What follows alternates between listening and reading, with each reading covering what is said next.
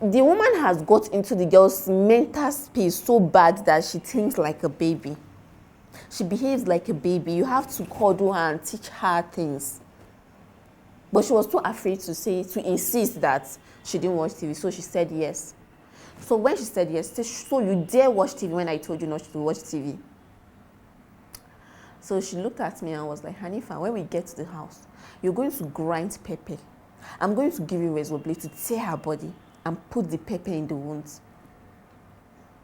I was like, Ma. Before I could even say the please, she gave me a very dirty slap.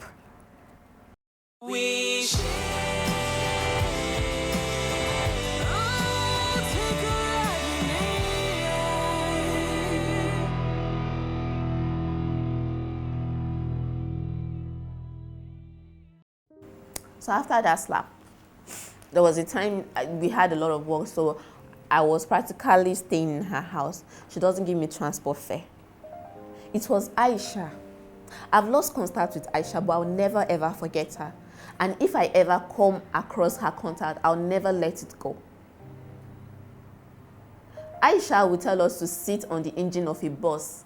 Haneefah, I cannot sit on the seat of a bus and you on the engine. The two of us will share the money. On days Aisha had only transport fare for herself, she would tell us to go, even when we don't have any hope of any money. Say, girl, we go survive. Aisha was 3 years older than me, but she took me as a friend. Aisha will share her breakfast with me. Aisha she was ready to go through the rough lane with me. I was feeling like a burden and I was always complaining. She would always be like, you need to carry me as I carry you. Why did you complain? I can never forget Aisha. So there was a day I was fed up. I mean, why would I be staying with you? And you know, apart from my monthly salary, you're not giving me, I don't have any source of income. So I went to meet her. I was like, Ma, I need to talk to you. It's either I go back home or you give me transport fare. She was like, Aisha is taking care of. Aisha is not even related to me. She has her own problems. Aisha is making a lot of sacrifices that usually nobody can even make. So that day, she told me that I'm not serious. I'm not giving you any transport because I'm paying you a monthly salary. I wanted to vent and tell her that, really, should you talk about the payment? Maybe we should start talking about the other work I'm doing for you, mopping your house, cooking for you. I'm not stupid, but I just decided to hold it back. So at that period, my mom was very sick. And my sister is the traveling type. So at some point, I told her that I need to take care of my mother. I need to be there for her, even if I can't totally do everything. I mean, the cooking and stuff. She was like, hey, I have to stay. Then one Sunday, I told her that I won't be able to come to work on Sunday. Moreover, you said we'll be shifting. That if somebody stays this Sunday, not Sunday. But me and Aisha have been staying the same Sunday. So normally, she'll tell anybody that the person is fired for even daring to tell her that she's not coming on Sunday. The woman didn't tell me that I'm fired. Instead, she told me to go and meet her brother and talk to him. When I went in, I told Aisha, do you know I told this woman this thing? But she refused. She didn't say you're fired. She said I should come and talk to. She was even talking to me in a calm way. Aisha was like, you don't get mine though. You go meet Madam. They tell her, say, you know, we'll come work on Sunday. You get mine though. I was like, what? That's just the truth now. So there are things I can endure, but I can't endure seeing my mother in pain and not being there with her. So that moment, I made a decision to resign. At that time, she has paid her 1 month's salary. And I must say, I did my work perfectly well. In fact, most of the customers come, they say they like my voice, they like how I attend to customer, I'm good with marketing skills, and how old are you again? They usually give me that sort of compliment. So when I decided to resign, I wrote a letter and gave it to Aisha to give it to her the next day. Aisha was like looking at me. So you don't plan this thing, you can't leave me, Haneefah. I was like, it's not like that. It's a decision I just made. Haneefah, you won't leave me for here. I was like, Aisha, it's not like that. I was feeling bad, but I had to go. Haneefah. She was calling me, trying to convince me not to do this. But I had to go. So when I got home, I told my parents. That was like, okay, I'm not supposed to give the resignation letter to Aisha. I'm supposed to give it to the woman myself. Since she was the one that gave me my appointment, I was like, okay, I was going to go there. In fact, my things were still at the woman's house. I was like, okay, I'm going to go there the next morning before she goes to work and give her the resignation letter and then pack my things. So when I got there the next morning, I greeted her and I gave her the resignation letter. She read it. She was like, you are giving a reason that your mother is sick. And I gave her the phone she gave to me. She gave me a phone. It was the first phone I had after the phone my dad bought for us in primary school. So she was like, why are you giving back the phone?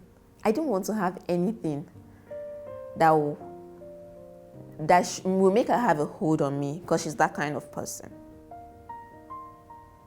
When I told my dad that I wanted to return the phone, he was like, is there a need? Shouldn't she give you as a gift?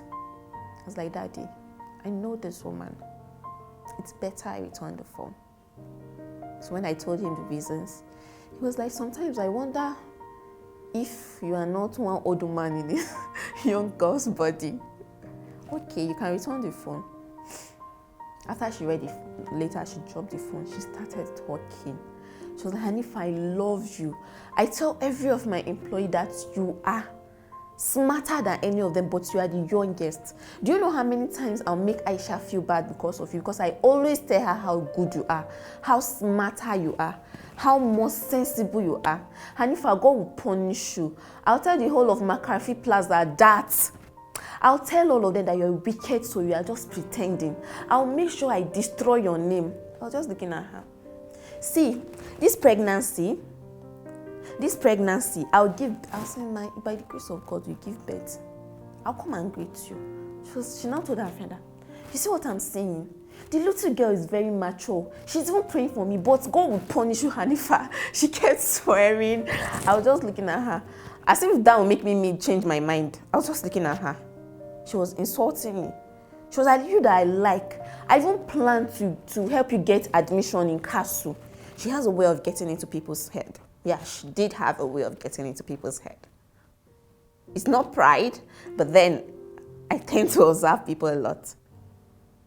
I can act stupid sometimes and behave like I don't know what I'm doing. I don't know what's going on, but I know what's going on. But then you don't have to say everything you know. You don't have to say everything you know. Me that say I'll give you admission in CASU, I'll pay your school fees, I'll give you sponsorship. For somebody that's refusing to give me transport fare. She finished saying my dad told me that no matter what she says, don't say anything. I just kept mute when she was done. I was like, thank you, Ma. It was really great working with you. It's not great working with you anymore. In fact, it has never been great, even though it was great. She was just saying things. God. So when she was done, I was packing my things. And Rahma was like, you are leaving. It's going to be me alone again. I was like, Rahma, you're strong. You can do this with or without me. Did you ever think I'll come into your life? You'll be fine. Okay? Just be a good girl and try to read even though you're not going to school. Pick books and learn. Make friends that will help you read. Well, she's not always around you, but you can do this. I don't know where Rahma is now. I don't know where the woman is now. So after I left there, I looked for a job and I got a job at a cafe. So initially, the boss was like, okay, he was going to add more people to me since I'm a very young girl. So when he saw the way I could multitask, I could even on the generator, I could work for more than 2 customers. I can just photocopy and then do the typing, and then like he was impressed that he forgot to add more people. I had to remind him that, sir, you said you were going to add more people. You asked.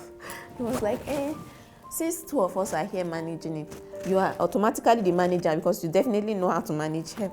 I mean, it was a big cafe. It has a big space, and then it has an inner office. So he got we were 2 there, and then at the time he got 1 more person, I think, and then we were 3. So I was able to work and work and work. That's where I worked. I met people. There are times that people will come and say, small girl, where is the person working here? I'll be like, I am not small. I can do it. And then I got a lot of tips. Like most times when the customer and they like they'll just like keep the change. Oh, this for you. You did a very good job. I'm impressed. So it was there that I really handled my current draw well. It was there that I was writing jam, I was preparing for jam, I was still working. I went to work as early as 7 a.m. at the cafe, and sometimes I come as late as 9 p.m. At some point, my dad was like, you have to stop. It's dangerous. Coming from town at this time of the hour, most times I had to just beg him, Daddy, I'll be fine. Please let me do this. Like I came through a lot of challenges working in that cafe. There are men that will come and will try to molest me, but there was a particular guy opposite where I worked. The guy was always trying to give this handsome face. You can't resist me. But me, I'm always keeping this straight face. And then there was a time he came, because I think he's this kind of guy that ladies tend to flock around. So there was a time he came and he asked me to do a job for him that he doesn't have change, and when he has the money, he will bring it back. It was 500 and something naira. So when he went, for a week, this guy did not bring my money. And he knows it's not my cafe. I'm working for somebody. No matter how small the money is, somebody's sweat. So the 2nd week, he didn't. So like the 3rd week, when I saw him, and then he stopped coming to the cafe to work. He went to the other cafe to work. I was like, please, my money. He was like, he'll bring it. Okay. He didn't bring it. So one morning, very early, when I came to the cafe, the rest have not resumed. Around 9, they've opened their UPS office. I locked my cafe door and I went to the UPS office. I was like, good morning. He didn't respond to me. People tend to take people for granted when they say that you're too nice or you're too quiet. I was like, please, my money. He just looked at me. I'm coming. I was calm. I was like, please, my money, I have to open the office. He was like, can't you see I'm working? I said, don't you dare shout at me. Don't you dare. What is wrong with you? Because I'm respecting you. Please, don't allow us to make a scene here. So, in fact, I'm not going to collect the money. You're bringing the money to my office. And if you don't bring that money, you won't like the scene I'll create here. I'll make sure everybody knows the kind of person you are. What's wrong with you? I'm trying to respect you, and you're disrespecting me on top of you owing me. And then with that, I left the office. Then it says what I said got into him. Like an hour later, he brought the money. He brought 1,000 naira. I didn't have change. He was like, I should give him his change. I was like, you have to go and come back. There's no change. He said, I must look for change. I was like, I am working for somebody. You don't expect me to leave and start, and I'm the only one here. So you have to wait or go and come back. See your office. We are opposite each other. You just have to cross the road. Oga did not agree. But I have to give him his change. I was like, okay, wait, when I have change, sit down with me. I'll give it to you. So when they took the light, I wanted to go and on the gen. He sat on the gen, I'm not owning anything. I said, God, what kind of people do you come across every day? I pushed him hard. I didn't even know I had that strength. And he fell on the ground. So the next door office was like, Haneefah, you pushed a grown man. Because the woman has never seen me that angry, or she has never even had me having any issue with any client or customer ever since I started working there. So she was begging me to just let him be. She now talked to the guy. She now gave him the change. I was like, Mommy, you shouldn't have given him the change. She said, Haneefah, do you know something about people like you that don't get easily angry? Your anger is very bad. Or you don't get easily, when you talk, I've never seen you like this, but I must say, I don't know the story, but this guy has fault. How I knew that I can write, the time I put my writing into form was when I was preparing for my post-UTME, that was 2018. So it was a friend of mine that was like, Haneefah, do you know you write? I was like, write as in write like Chimamanda or a poet? He said, yes, write like Chimamanda and a poet. I've noticed sometimes that you write on the system and then you delete it, you scribble and throw it in the bin. And sometimes when I tend to read while you type, I really love what you're writing. I was like, oh. And then I made research and saw poetry form and then used my secondary school knowledge to enact. So the first writing the first form of writing I did is poetry. So he introduced me to an online platform, Writers Cafe. So Writers Cafe is a group of people from different countries that share their work and then put it into critique and comment. So when I shared my first poem, they really liked it. I think most of it, mostly they liked it. I didn't remember anybody critiquing it or something. So when I got into the university, in fact, I wanted to study law at first, but then I realized that English literature is very, very broad and I could do anything I want to do with English literature.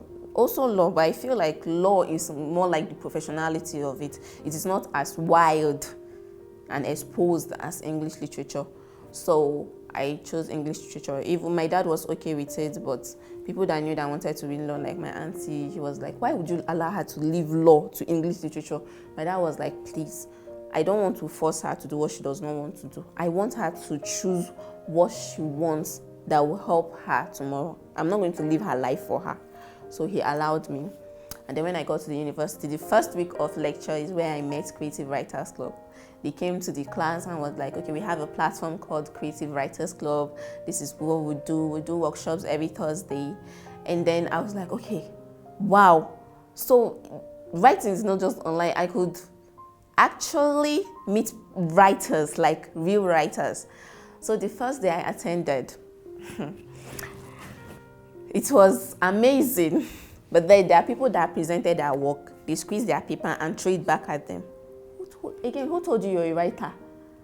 I mean, imagine after writing, you present it to people and then they'll squeeze the paper and throw it at you and ask you who told you can be a writer. It was a form of critique. I felt it was too harsh and stuff. But it didn't stop me from wanting to share my work. So even when I told my friend that I'm going to share my work with Creative Writers Club next week and I'm going to go there and present it, I've never done that, but I want to be heard. My friend was like, you were there. We went together, right? You saw what they did. I was like, I like challenges. I like taking risks when I know what I want. She was like, don't say I didn't warn you. I'm warning you. See, I'll deny you. I'll pretend like I'm not your friend. She was actually the first person, Amina is her name, that I became friends with in the university level. She said she liked the way I speak English. At first, she didn't know how to speak Pidgin English like others. So the day I spoke Pidgin English, it was surprised. So I sent the work. The title of the work is I Thought I Saw It Coming. It's about flaws, human flaws, and us making mistakes that we don't even want to make. And then the feeling we get afterwards of how can I even live with this? My mistakes are even reaching further than me. So when I submitted it, they replied to the email and they were like, you are to come and present your work to the public on Thursday, so date, and you'll be critiqued and appraised if necessary. I was like, okay, I can do this. So it was Thursday. I was actually nervous. And then when we got into the workshop, they now introduced somebody that made me more nervous. That he's the greatest critic of the history. He's one of the greatest critics of the history of Creative Writers Club. My friend was like, it's not too late. We can just sneak out. I I was like, God, you're supposed to encourage me now. She said, me, I'm just trying to avoid us being embarrassed. She didn't read my work, so she didn't even want to read it. She was like, I don't know poetry that much, so there's no use for me reading it. I don't know how good it is. So when they called me, my heart was beating so heavily. I went, I took a deep breath, and then I started reading my poem. I started reciting my poem. And then I didn't know if it was my imagination, but what I was hearing was, So I didn't even mind. I didn't see the world. All I was seeing was me and my poetry. That was the state of mind I put myself in. I was giving the expression of the message I was giving in my poetry. I never knew I was good at poetry rendition. I never knew my voice was good for poetry reading. When I was done, my ear was hearing thunderous clapping. I was like, okay, is this a dream? Then the man I was afraid of most was the one that stood up that gave a standing ovation. I was like, wow. Overnight, I became popular in the department. And then Creative Writers Club is not even just the English department. From engineering, medicine, law, they all come for Creative Writers Club. So every member of Creative Writers Club, when they see me, you're Haneefah, right? You're Haneefah, right? Even the next day in the department, you're Haneefah, right? I was not at the workshop the last time, but I heard your poetry was really amazing. It was encouraging. I mean, I wasn't hoping they would throw papers at me, but I was like, okay, it's my first time. I've never presented my work physically in public, so it's possible that it could happen. So my friend was like, I'm proud of you. I am your friend. Said, you're not serious, and you were not encouraging me. So from then on, I sent my work to CWC, and I built on my poetry. In fact, I started voice-over poetry, and people loved the voice. And then I lived off K in 100 level. I can trek, even if I don't have transport fare, just to go back to school to attend Creative Writers Club. Even if we don't have classes, I don't mind. I could count the number of times I missed.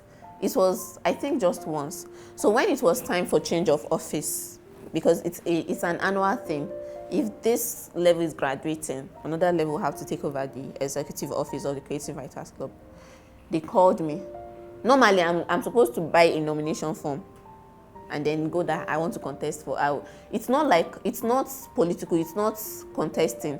They'll see your evaluation with how you attend, if you are interested, how you attend, how you contribute, how determined you are.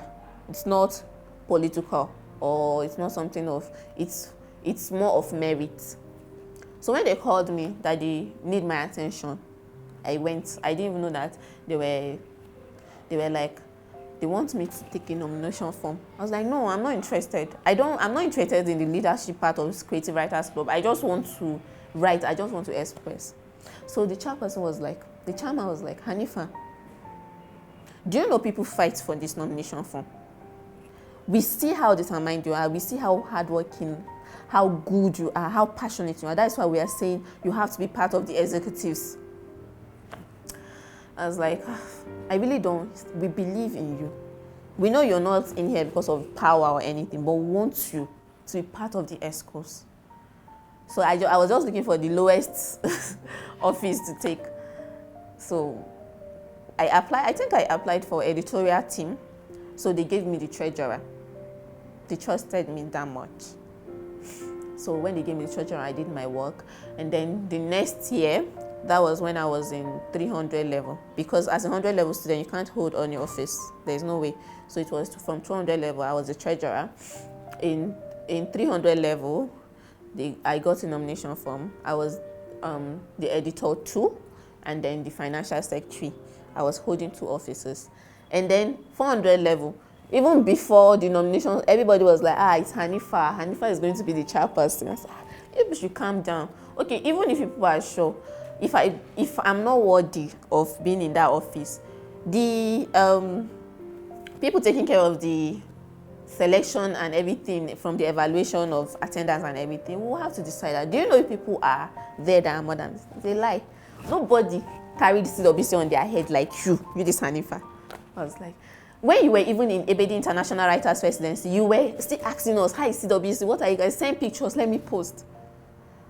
So when it was time for the nomination, I got the form, and everybody, they were not surprised that I became the chairperson. They weren't surprised. So I became the chairperson in this final year. And then, yes, in fact, let's talk about Hilltop Creative Art Foundation, how I met Hilltop Creative Art Foundation, who actually made my dream come true of publishing my first book, Shades of Becoming. During the pandemic, that is 2020, I didn't know what to do. I was looking for things to do. So I was surfing the net for literary platforms, and I saw Hilltop Creative Art Foundation. So I was like, okay, I checked them on Facebook, and I saw that they are doing great. They're even publishing teenagers, little children of even 10 years old that can write. These are talents that some people don't discover. So I was like, okay, I'm going to talk to the founder. I saw him on Facebook. I sent him a message the first time, no response. Second, no response. I kept sending him a message. Then when he finally responded, he said, send your phone number. I sent my phone number, and then he asked me to send my bio. That time I didn't even know how to write a bio very well, but I knew how to write a bio. So I just sent from the things I've written.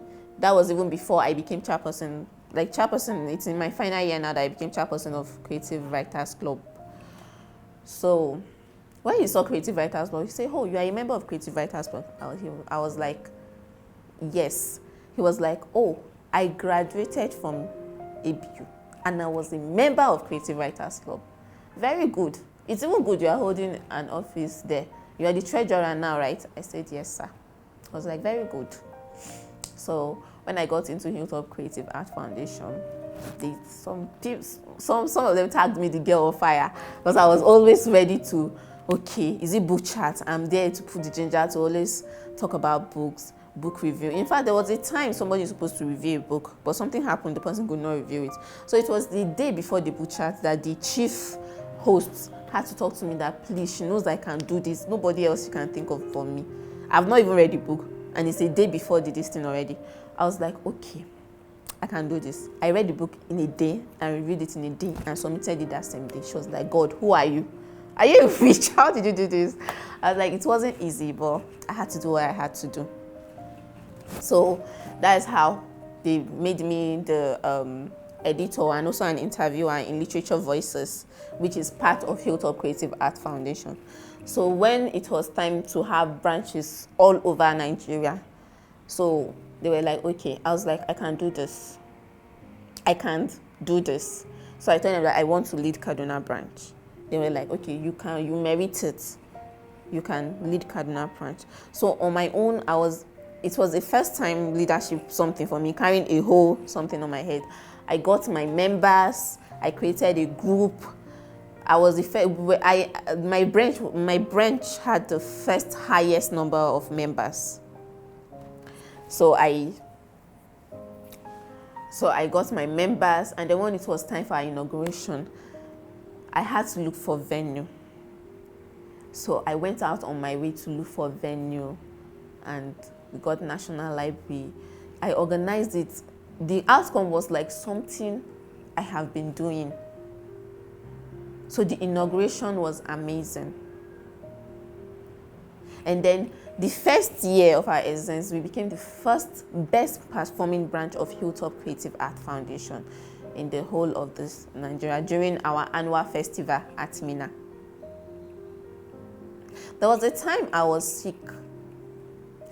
I didn't know I was going to live or survive that illness. The first time I met Hilltop was online until we went for the annual festival. I was sick that I had my liver infected. My bowel was swollen. I could not eat. I was almost operated, and then the doctor was like, the operation on bowels are usually risky, and the chance of survival is very, very low. So when I had different treatment from 3 different doctors until the 4th doctor was able to manage the illness. I saw my dad cry. My mom cried. They were afraid. It was like they were staring at death taking me away. I told them I'm okay. My dad was like, you're very strong. Until the doctor called me to explain everything happening in your body. I didn't know that this is how much pain you felt. There was a time I will feel very hungry, but I cannot eat. When I try to just stop here. So I got blood transfusion, 2 piles of blood. My brother donated 1. Then my father's friend, I always remain thankful for him. He donated 1 because my dad cannot donate. He's diabetic. And then I couldn't go to toilet. It was a whole lot of journey. So people noticed that Haneefah is not online, Hilltop Creative Art Foundation. On Facebook, she's not there. So my parents had to seize my phone. So when I was getting better, after the blood transfusion and then some time in the hospital, they gave me my phone. And the first set of calls I received were members of Hilltop Creative Art Foundation that have never ever set their eyes on me physically. Fatih was like, Haneefah, what happened? We've been trying to reach you. It's unlike you. You've not been online, nothing, no messages, nothing. And I told her what's happening to me. For people who have never seen me, they sent representative to come and visit me in the hospital. I remain grateful. And then I was interviewed by Nigerian Review. Today, that interview, anywhere I send it, people get inspired by the interview.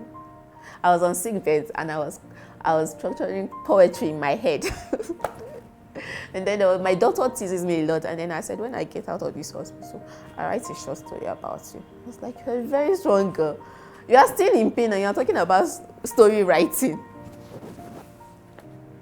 So that passion has always been there. And then to date, we are still with Kaduna Branch Hilltop Creative Art Foundation doing what we can.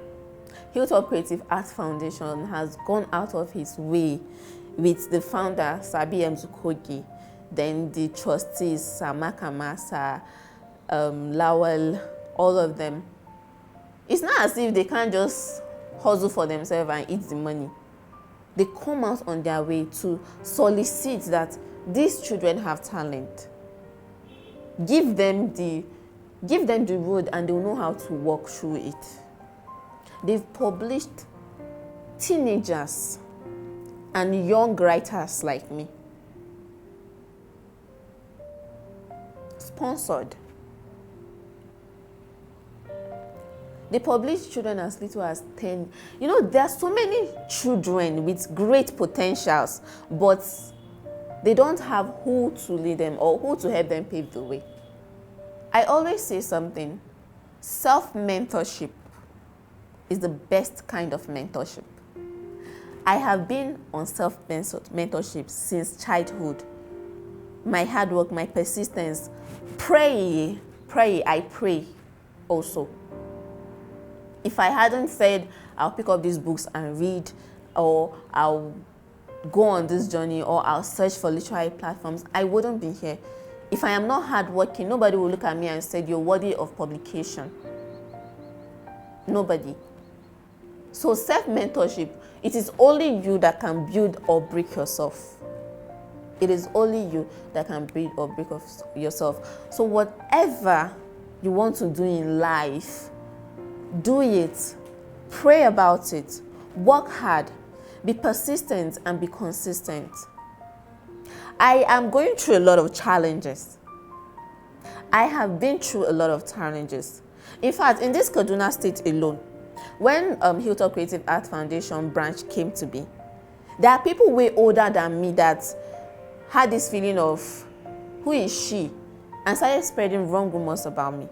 It got into my emotions and my head. But because I was able to fight through, and I know that I didn't do anything wrong, I'm just a girl trying to survive. and also trying to impact people from my hard work and things I have done. I multitask a lot. When people look at my bio, they say, how do you do this? I say, I keep up late nights. I reduce the fun things I do. Of course, I have to play. It's necessary, but I reduce it. Today, whether you're a woman or not, don't even think about age restriction or gender restriction. You can be as great as you want to be. I've seen little children that are doing great things. And then when I see them, I'll be like, oh, and people are still saying, as young as you are, you're doing this stuff. Come and look at this little person doing this.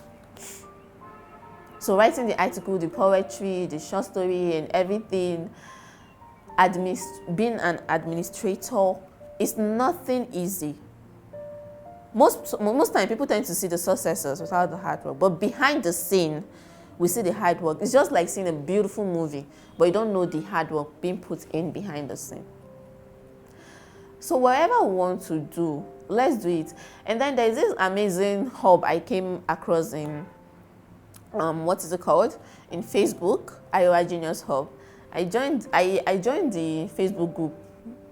It's this year. It's just this year. There are really amazing people there. You see people doing amazing things.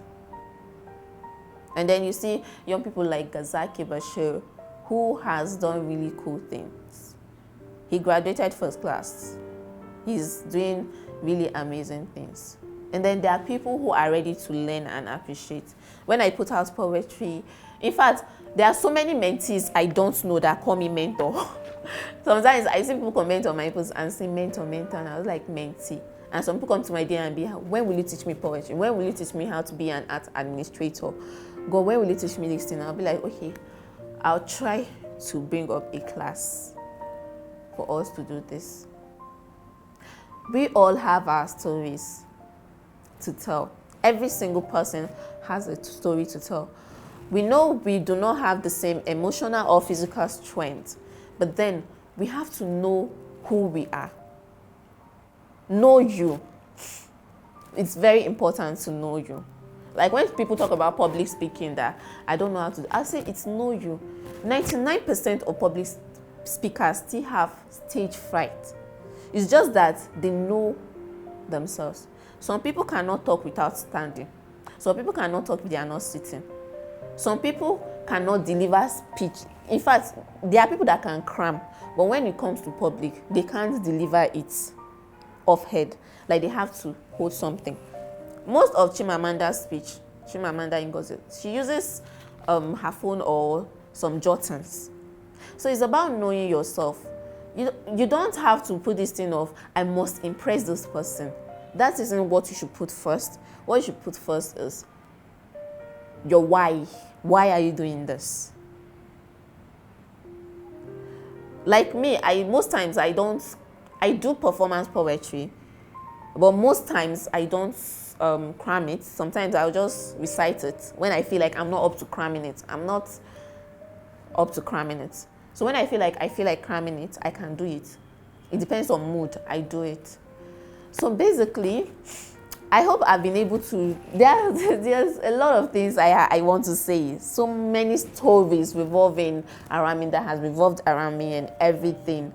So many stories, but then we don't have time, and it will be like something unending if I keep at it. So the thing is, thank you for listening. Thank you for learning, because I know one way or the other you're going to learn from my story. Thank you for learning. Keep being you. Do not allow your age or disability or your gender or tribe to restrict you. I have friends that are physically disabled, but they are doing great things. Somebody like Fatima Aderohumu, she depends on a wheelchair to move about, but she's doing really amazing things. You can search her on Facebook, on Google, you'll see her. She's really amazing. I know a friend who is blind. She's a journalist and she's a really good poet. So basically, I hope we have learned from this and everything. Thank you so much for being with me on this journey. Thank you.